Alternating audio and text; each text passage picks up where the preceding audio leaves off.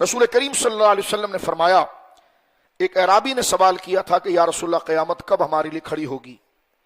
فرمایا کہ اذا دعیت الامانۃ فانتظر الساعہ، فرمایا جب امانت ضائع کر دی جائے گی تو قیامت کا انتظار کرنا۔ اس امانت کے لفظ میں بڑی وسعت ہے۔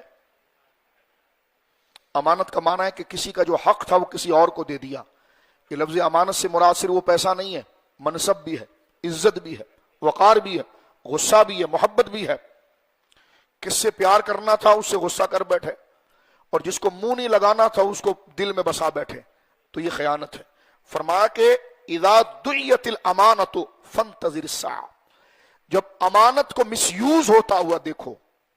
امانت سے مراد وہ نہیں میں نے سونا چاندی آپ کے پاس رکھوایا، حق جس کا تھا وہ اس کو نہیں دیا جا رہا، اور دے تو کوئی اور رہا ہے لیکن ہم اس کے دست و بازو بن کے معاون بن رہے ہیں۔ ہمارے مرشد نے کہا ہے، ہمارے استاد نے کہا ہے، ہمارے لیڈر نے کہا ہے، تو تم اس کے حصے میں برابر ہو۔ اس کے ڈبے میں تم نے کاغذ ڈالا تھا، لائن لگائی تھی پورا دن، اب اس کی تمام برائیوں کے ذمہ دار تم ہو، کیونکہ تمہارا ووٹ تمہاری گواہی ہے۔ تمہارا ووٹ بتا رہا ہے کہ تم نمازی کیسے تھے، تم نے کلمہ کس کا پڑھا تھا، میرا ووٹ بتا رہا ہے۔